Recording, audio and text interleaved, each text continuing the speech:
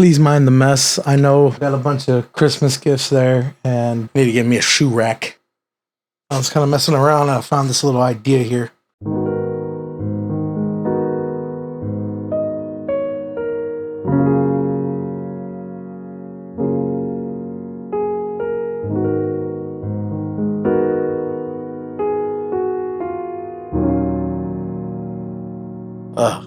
I did have it set for a faster tempo because I'm thinking about the chorus. Seems to be a great idea. So let's try it.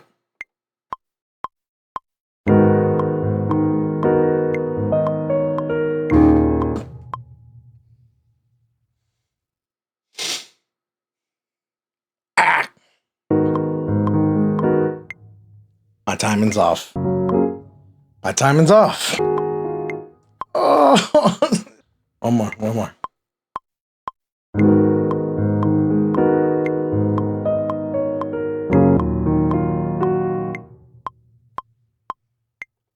I think I did it.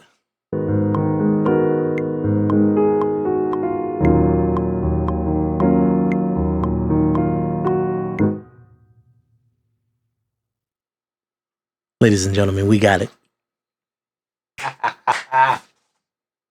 Love it.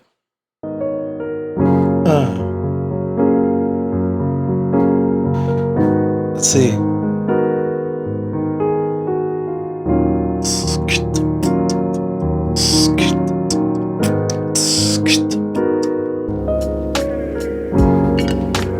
It's that right snare.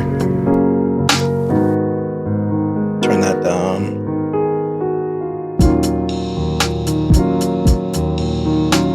Ooh. That texture is right too. Hold up. That ride, I was thinking a long hi-hat, but that ride feels right.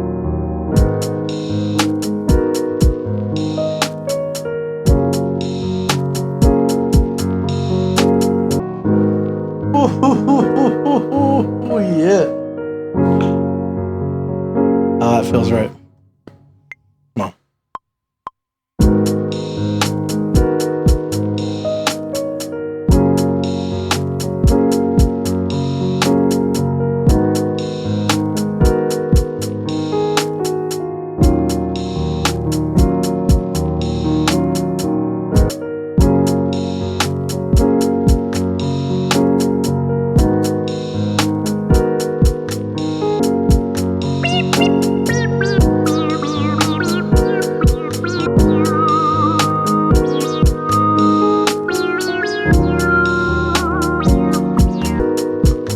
I'm liking that. So I'm gonna take that. I do kind of wanna. All right.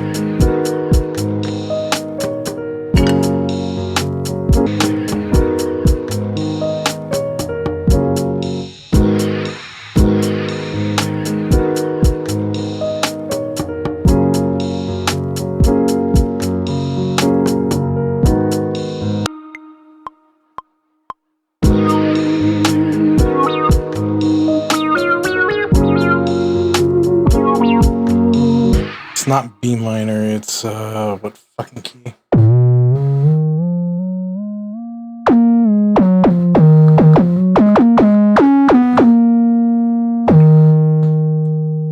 Okay.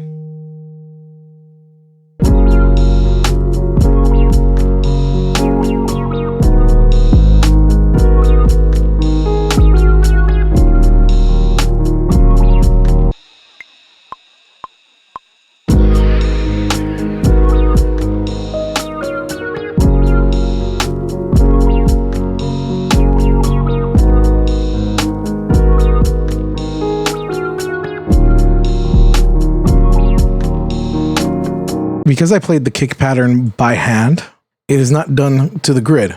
I don't have quantize on for this particular track, nor do I feel the need to have it on. What I'm currently doing, I mapped out where the 808s feel right. And I take the assorted kick. Essentially, I copied and pasted the kick into here. And what I did is whatever corresponding 808 hit matched up with the alignment of the kick. I swapped out the timing of the 808 with the timing of the kick, so that this way they're played perfectly in sync, because the 808 does have a thump sound to it. The way I designed my 808 was for it to have a bit of a kick element at the beginning, not a strong one, but just a light one when I was first making this 808 years ago. And feel free to copy up my settings. This is where I have the first envelope, the second envelope. These different settings I applied to the phase and ring modulation. The other thing I have here is a classic tube distortion and a clipping signal. I think I've applied a little bit of feedback if memory serves me right. Yeah, and that's about it. I've only used the first and fourth envelope for sound. So yeah, and I don't have any filters applied. This is just kind of a raw 808 sound, but it sounds pretty freaking good. Oh, and I do have the restart via gate active, and with the second oscillator phased out 90 degrees. I know it's weird. It normally should be destroying itself. However, in this case, I would say sounds pretty good to me. Let's hear how this sounds along with the drums.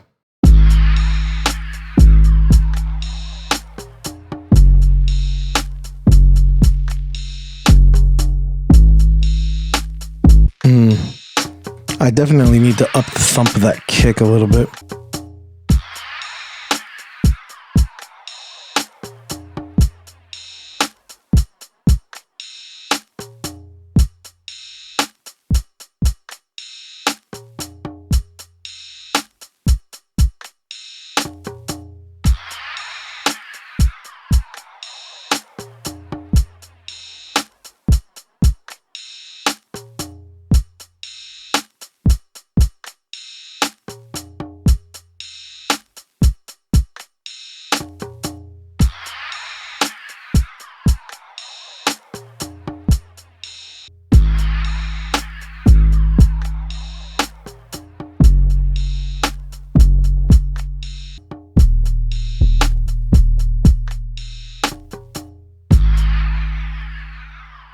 Let's fatten up the 808 a little bit. See if I could take out some of that transient information.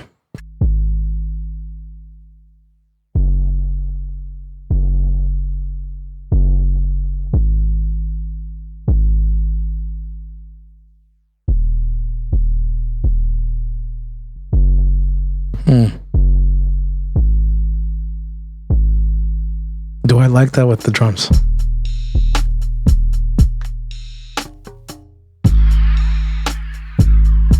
No. I know that the enhanced EQ is a Pultec emulation. There was a certain distortion that was being offered by the Pultec. I didn't like it for this case, and it's messing with the phase of the kick.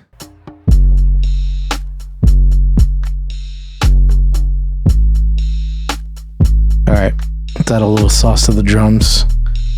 Again, they're a little dry now without their effects.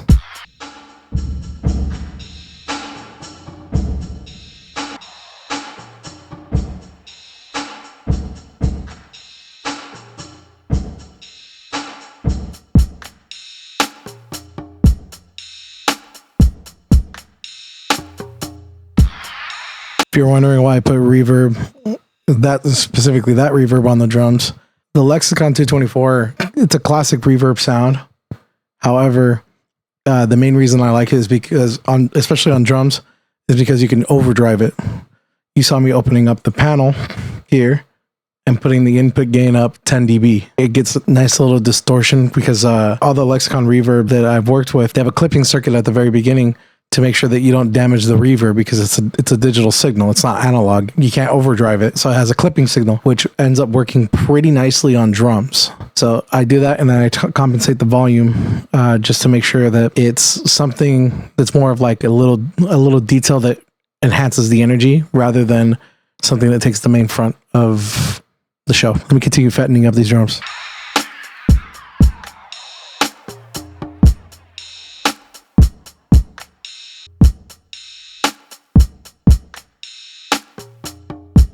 I'm utilizing this old UAD 1176 compressor. However, I turn off the compression circuit and instead use it as a color box. I changed the headroom to a much lower value, so it's actually clipping internally. But I like the sound of how the drums clip with it. I do feel like it's a little much, though. I'm probably going to back off the input just a touch, but getting it to mix in properly also makes it sound nice and fat. So I'm going to probably back off the input just a touch here, just to get the right sound that we need. Actually, as it turns out, I might turn up the headroom just because it's giving me too much distortion on one setting and too little on another.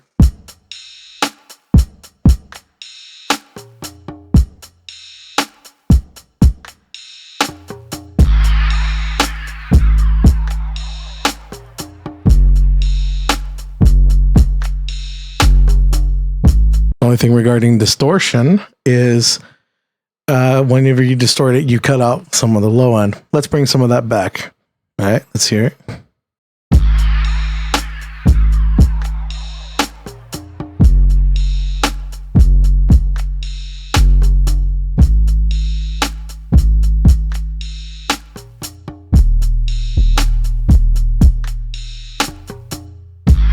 There we go. All right, so the only thing I'm hearing now is some strings. I think that'll make this beat done. So let's look for some strings.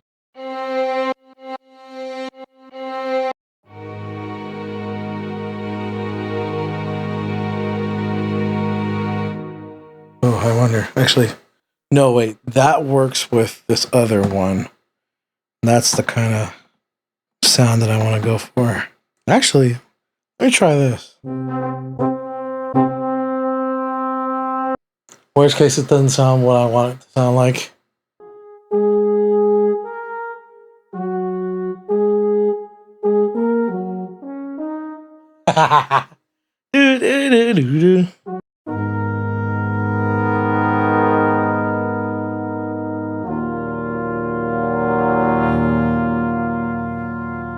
Let's see.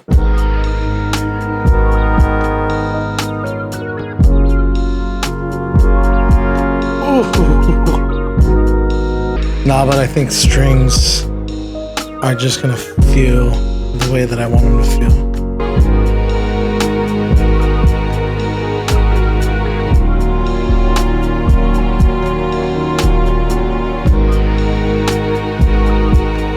Yep. That's the sound I'm looking for. There's one thing though. The thing with the horns made me realize I kind of want like a trumpet to accent the top end. Actually, flugelhorn.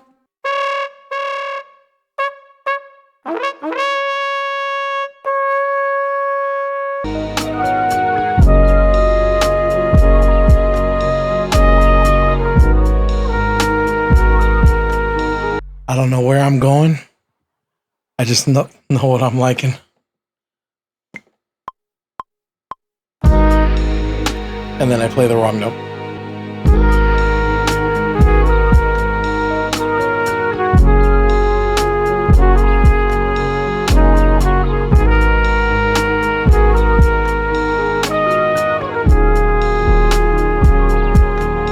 Yeah, I'm hearing a little compression.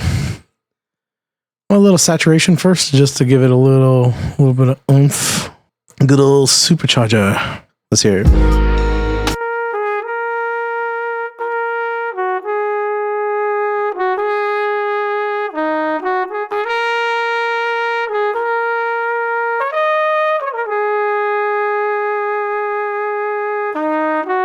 There we go. Got that sound that I kind of want.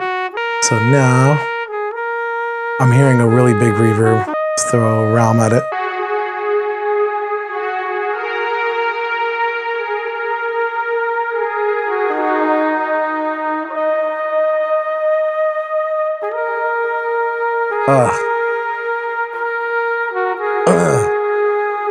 That's some good reverb.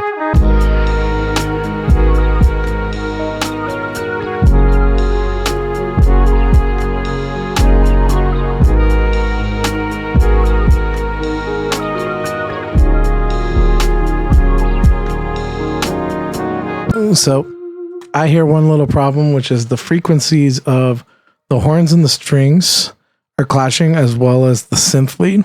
So I got to do a little bit of equalization to kind of decide what kind of sound I want to have for all of these. So I'm going to put a little EQ. We'll try run up a little bit of MEQ. I definitely want the attack of the synth lead to be accented. That sounds fucking amazing.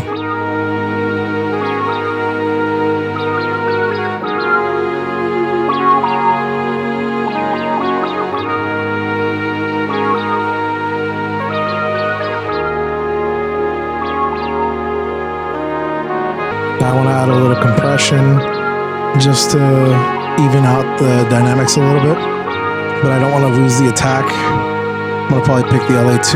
It'll kind of add more to the top end as well, which is what I like.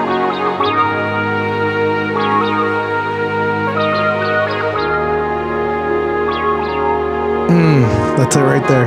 Now the strings, I got to cut out from the strings. I'm going to run a little compression too.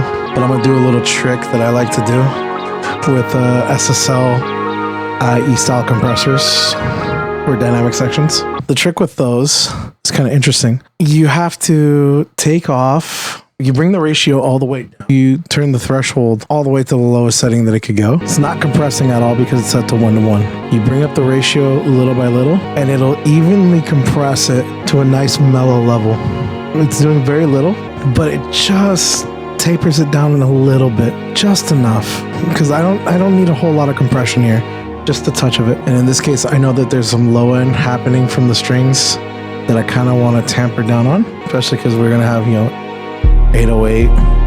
I'll likely do the same thing with the piano, just given the fact that it has a lot of low end. I don't want to get rid of it entirely, but I just want to tamper it down a little bit. So I'll probably actually just do the same thing here.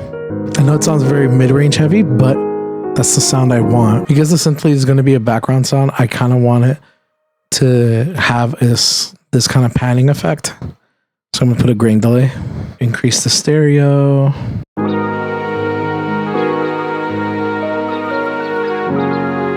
Yes, you can hear it jumping back and forth between the speakers, which I love it. I want to see what I can do to increase the stereo width of the strings. I'm probably thinking just mid-side signal and turn up the side signal like 3 dB or so. I don't want to put a chorus because that'll fuck it up. Damn, what do I have that can fucking increase the mid-side? Wait a second, I know I can do it with the one that looks like the manly. There we are.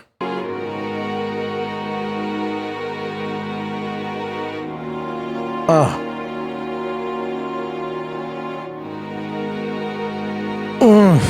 Oh yeah. Let me sum it to mono. Significantly quieter in mono. Yes, that's exactly what I wanted.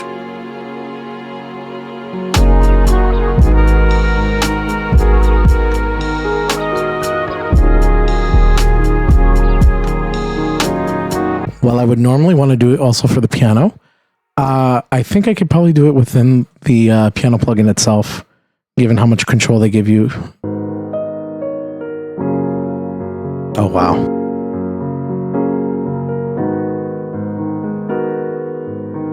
Let's see, Summit. Doesn't go away entirely in mono. Definitely louder. When I summit to mono, the loudest thing is the horn, which is what I wanted. I want it to be here in your face and everything else to kind of gently surround you. It's still talking, still walking, still talking. I love the sound, and I love the sound I was down. Love the sound, you don't give right over there. All day, kicking around the back all day. All day, yeah. Good potential. But then that stuff is still here and in the middle where it matters.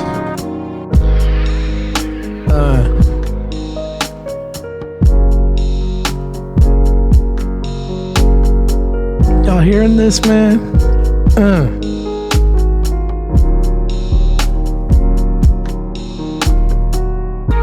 Ooh, hold on. Second, that gave me an idea. Just little accents instead of it being just the main lead. Yeah.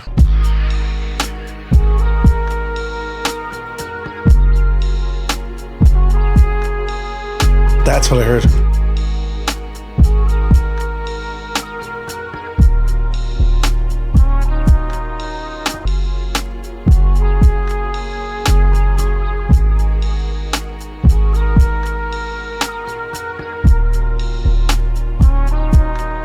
Yes, ultimately nice and smooth. I love that shit.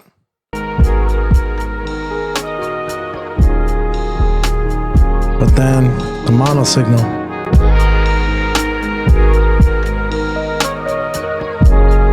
I gotta hear it with the thing we just did too.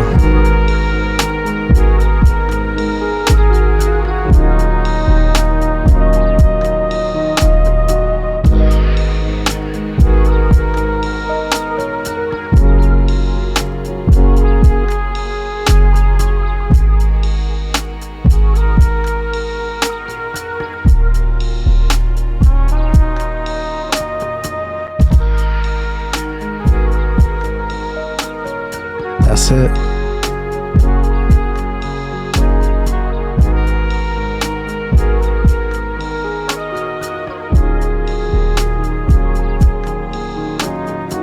Definitely got to mix it and arrange it.